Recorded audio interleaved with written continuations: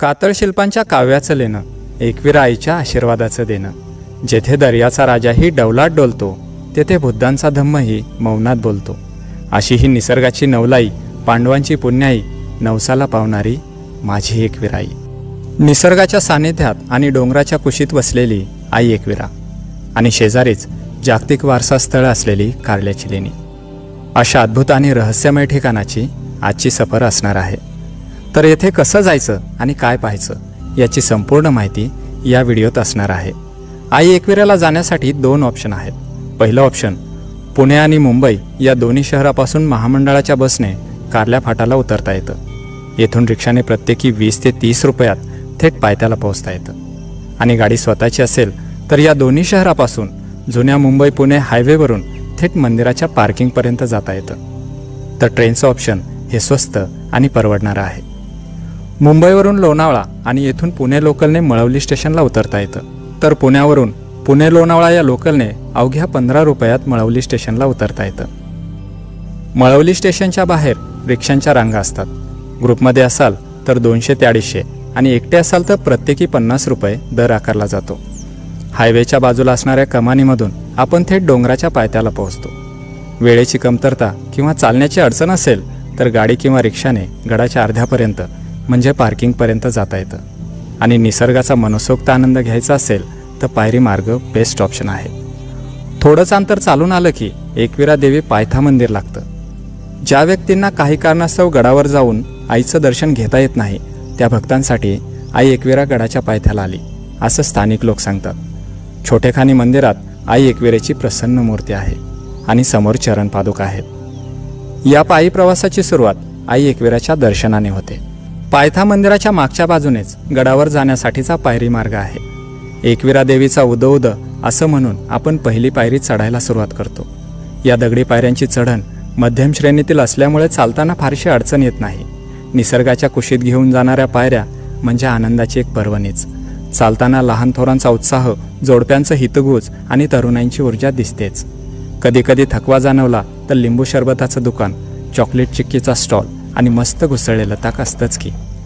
काही अंतर चालून आल्यावर पहिला ब्रेक घेतला जातो, तो धबधब्याजवळ. हा छोटासा धबधबा खळखळ करून त्याचं अस्तित्व दाखवून देतो आणि त्याच्या अगदी समोर पिक्चर परफेक्ट दृश्य दिसतं. आणि येथूनच सुरू होते खडी चढण. आता मात्र थकवा जाणवायला लागतो, परंतु परिस्थितीचं ओझं डोक्यावर तोलून धरत चालणारे वयस्क पाहिले की आपल्याला एक वेगळीच ऊर्जा मिळते आणि आपण नव्या जोमाने चालायला लागतो.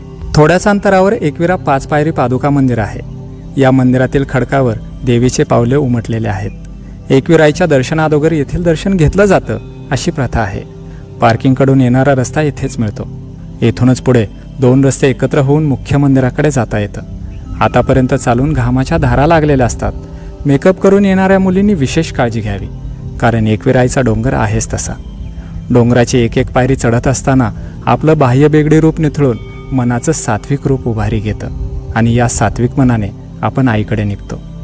एकविराईचं मंदिर अवघ्या काहीच अंतरावर राहिलेलं असतं आणि एकविराईच्या पूजेसाठी आपण खरेदीला लागतो. एकविराईसाठी खणा नारळाची ओटी आणि पेड्यांचा प्रसाद, तर स्वतःसाठी एक लाल भडक टोपी. अशी खरेदी पूर्ण करून आपण मंदिराकडे निघतो. थोडं पुढं गेलं की तिकीट घर लागतं. कार्ला लेण्याचा समृद्ध वारसा पाहण्यासाठी 25 रुपयाचं तिकीट लागतं. हे अप्रतिम बौद्ध लेणं आपण पुढे पाहणारच आहोत. जाता जाता आपण तिकिटाची खरेदी करतो आणि एका स्वर्गीय रस्त्यावर आपला प्रवास सुरू होतो. आणि स्वर्गालाही लाजवेल अशा ठिकाणी आपण येऊन पोहोचतो. उंच शिळाखंड, त्यामध्ये खोदीव लेणी, त्यावर धबधब्यांच्या माळा, बाजूला एकविराईचं टुमदार मंदिर आणि त्याच्यासमोर नंदनवनासारखा निसर्ग. शब्दांनीही निशब्द होऊन अजून अबोल राहावं, डोळ्यांनीही नजर घेऊन अजून खोल व्हावं, या कवितेच्या ओळी येथे चपकल बसतात. एकविराईच्या दर्शनासाठी दर्याचा राजा अगदी वाजत गाजत येतो आणि या वाद्याच्या तालावर सर्वजण वय विसरून ठेका धरतात. तर महिलांचा सहभागही उत्स्फूर्त असतो. म्हणून तर या दर्याच्या राजाला उत्सवप्रिय म्हटलं जातं. मंदिराच्या समोरच देवीचा नगारखाना आहे. या दगडी नगारखान्यावर आई एकविरेचं नाव आहे. या नगारखान्यामध्ये आईसाठी नगारा वाजवला जातो. नगारखान्याच्या समोरच एक स्तंभ आहे. या स्तंभाबद्दल पुरेशी माहिती उपलब्ध नाही आणि या स्तंभाच्या बाजूलाच बाबाजी महाराज यांचं समाधी मंदिर आहे. मंदिरात बाबाजींची समाधी आहे आणि येथूनच आई एकविराच्या दर्शनासाठी रांग लागलेली असते. एकविराईच्या मंदिरासमोरच दर्शन मंडप आहे. एरवी मोकळा दिसणारा हा दर्शन मंडप नवरात्र आणि चैत्र पौर्णिमेच्या यात्रेला भाविकांच्या गर्दीने फुलून जातो. आपण दर्शनबारीला लागतो. थोड्या वेळाच्या प्रतीक्षेनंतर आपण मंदिराजवळ पोहोचतो. मंदिराचं सोनेरी रंगाचं प्रवेशद्वार एकविराईच्या जवळ आल्याचं ग्वाही देतं आणि आपण गाभाऱ्यासमोरच्या मंडपात प्रवेश करतो. समोरच चांदीच्या महिरपात एकविराईची प्रसन्न मूर्ती दिसते. कपाळावर ठसठशीत कुंकवाचा टिळा, नाकात भारदार नथ, डोक्यावर सोन्याचा मुकुट आणि गळ्यात सौभाग्य अलंकार एकविराईच्या सौंदर्यात कित्येक पटीने वाढ करतात. संकटात तारणारी आणि नवसाला पावणारी अशी एकविराई. एकविराईच्या बाजूलाच माता जोगेश्वरी यांची मूर्ती आहे. माता जोगेश्वरी ही एकविराईचा भाऊ, काळभैरवाची पत्नी. या दोघींचं नातं नणंद भावजाईचं. तर या मंदिराच्या निर्मितीची कथा काहीशी रोमांचकच. एकदा 5 पांडव वनवासात असताना कार्ला परिसरात आले. एकविरा आईनं त्यांची परीक्षा घेण्याचं ठरवलं. आईनं त्यांना दर्शन देऊन एका रात्रीत मंदिर बांधायचं सांगितलं. पांडवांनीही भक्तिभावाने एका रात्रीत मंदिर बांधून पूर्ण केलं. पांडवांच्या या भक्तिभावाने एकविराई प्रसन्न झाली आणि तिने पांडवाच्या 1 वर्षाच्या अज्ञातवासात त्यांना कोणीही ओळखू शकणार नाही असा वर दिला. आणि तेव्हापासूनच आई एकविरा येथे कायमची स्थायिक झाली. एकविरा देवी ही रेणुका माता म्हणजे परशुरामाच्या आईचं रूप. भगवान शंकराच्या आशीर्वादाने रेणुका मातेचं नाव एकविरा झालं. एकविरा ही जलदेवता, त्यामुळे पाण्याशी संबंध असणारे आगरी कोळी बांधव यांचं हे कुलदैवत. हा दर्याचा राजा कित्येक शुभ कार्यात देवीची आठवण काढतो. कोणत्याही लग्नाचं पहिलं आमंत्रण हे देवीला असतं, तर लेकराचं जावळही आईच्या साक्षीनं काढलं जातं आणि नवस पूर्ण झाला की आईला कोंबडा उडवला जातो. एकविरा आई हे कित्येकांचं कुलदैवत आहे.